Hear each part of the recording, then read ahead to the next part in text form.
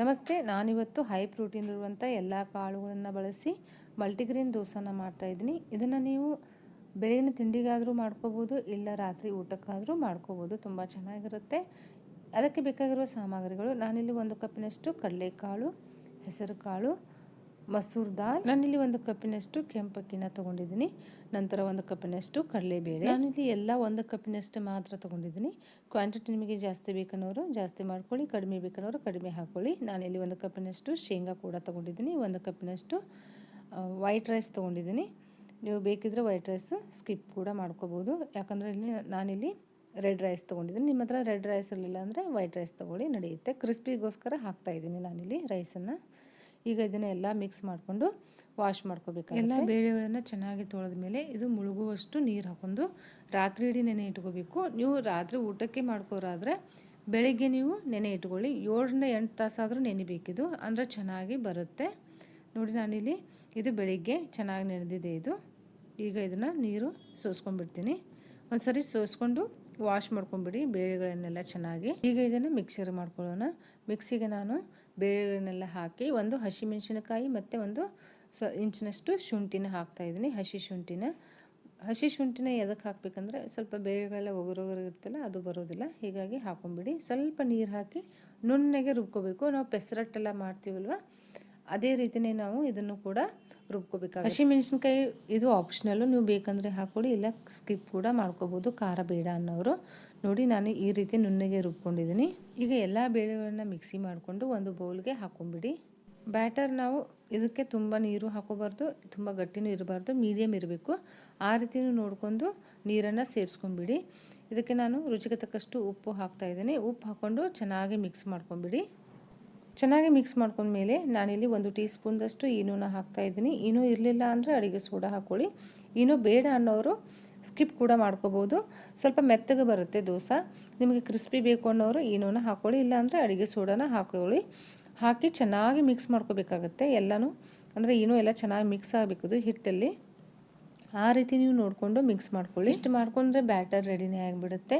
ಇನ್ನು ಯಾರೆಲ್ಲ ನನ್ನ ಚಾನಲ್ಗೆ ಸಬ್ಸ್ಕ್ರೈಬ್ ಮಾಡದೆ ನೋಡ್ತಾ ಇದ್ದೀರಾ, ಪ್ಲೀಸ್ ನನ್ನ ಚಾನಲ್ಗೆ ಸಬ್ಸ್ಕ್ರೈಬ್ ಮಾಡ್ಕೊಳ್ಳಿ, ಲೈಕ್ ಮಾಡಿ, ಶೇರ್ ಮಾಡಿ. ಈಗ ದೋಸೆನ ಹಾಕೊಂಡ್ಬಿಡೋಣ. ಆಲ್ರೆಡಿ ನಾನು ತವಾನ ಕಾಯಲಿಕ್ಕೆ ಇಟ್ಕೊಂಡಿದ್ದೀನಿ. ನಾನಿಲ್ಲಿ ಸ್ವಲ್ಪ ತವಾ ಮೇಲೆ ಎಣ್ಣೆ ಹಾಕಿ ಎಲ್ಲ ಕಡೆ ಸ್ಪ್ರೆಡ್ ಮಾಡ್ತಾಯಿದ್ದೀನಿ. ಸ್ಪ್ರೆಡ್ ಮಾಡಿ ಸ್ವಲ್ಪ ನಾನಿಲ್ಲಿ ನೀರು ಹಾಕೊಂಡ್ಬಿಡ್ತೀನಿ. ಅಂದರೆ ತವಾ ಕಾದಿರುತ್ತಲ್ಲ, ತವಾ ಕಾದ ಮೇಲೆ ಎಣ್ಣೆ ಹಾಕಬಾರ್ದು. ನೀರು ಸ್ವಲ್ಪ ಹಾಕೋದ್ರಿಂದ ಏನಾಗುತ್ತೆ, ಸ್ವಲ್ಪ ತವಾ ತಣ್ಣಗಾಗುತ್ತೆ. ಆವಾಗ ನಾವು ನೀಟಾಗಿ ದೋಸೆ ಹಾಕಿ ಚೆನ್ನಾಗಿ ತೀಡ್ಬೋದು. ಹೀಗಾಗಿ ಯಾವಾಗೂ ನೀರು ಹಾಕಿ ದೋಸೆನ ಹಾಕೋಬೇಕಾಗತ್ತೆ. ನೀರು ಹಾಕದೆ ಕಾದ ತವಾ ಮೇಲೆ ನಾವು ದೋಸೆ ಹಾಕಿದರೆ ತಳ ಹತ್ತುತ್ತೆ, ದೋಸೆ ಬರೋದಿಲ್ಲ.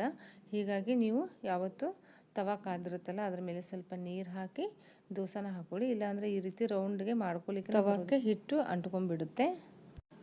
ನೋಡಿ, ನಾನು ಈ ರೀತಿ ದೋಸೆನ ಹಾಕ್ಕೊಂಡಿದ್ದೀನಿ. ಮೇಲೆ ಸ್ವಲ್ಪ ನಾನಿಲ್ಲಿ ಎಣ್ಣೆನ ಹಾಕ್ಕೊಂಡ್ಬಿಡ್ತೀನಿ.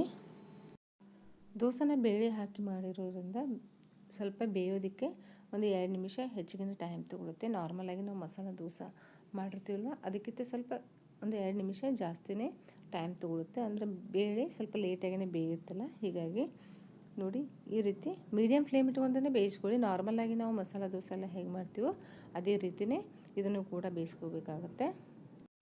ನೋಡಿ, ಇದು ಈ ರೀತಿ ಚೆನ್ನಾಗಿ ಬೇಯ್ದಿದೆ.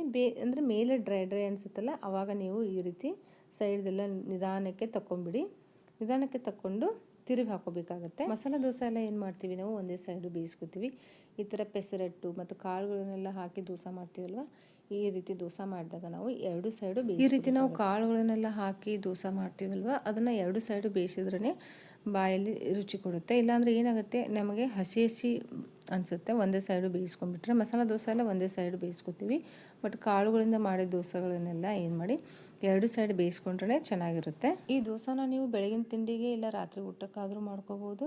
ಡಯಟ್ ಮಾಡೋರೆಲ್ಲ ಇದನ್ನು ಮಾಡ್ಕೋಬೋದು, ಅವ್ರಿಗಂತೂ ತುಂಬಾ ಚೆನ್ನಾಗಿರುತ್ತೆ. ಮಧ್ಯಾಹ್ನ ಊಟಕ್ಕೂ ಕೂಡ ಮಾಡ್ಕೋಬೋದು, ಅವರು ನಡೆಯುತ್ತೆ. 1 ರಿಂದ 2 ದೋಸೆ ತಿಂದ್ರಂತೂ ಹೊಟ್ಟೆ ತುಂಬೇ ಹೋಗುತ್ತೆ. ಒಂದ್ಸರಿ ನೀವು ಟ್ರೈ ಮಾಡಿ ನೋಡಿ, ಇದನ್ನು ಮಾಡಿ ನೋಡಿ. ಈಗ ದೋಸೆ ಚೆನ್ನಾಗಿ ಬೇಯ್ದಿದೆ. ಈಗ ನಾನು ಇದನ್ನು ತಗೊಂಡ್ಬಿಡ್ತೀನಿ. ನೋಡಿ, ಈ ರೀತಿ 2 ಕಡೆ ಚೆನ್ನಾಗಿ ಬೇಯಿಸ್ಕೋಬೇಕಾಗುತ್ತೆ.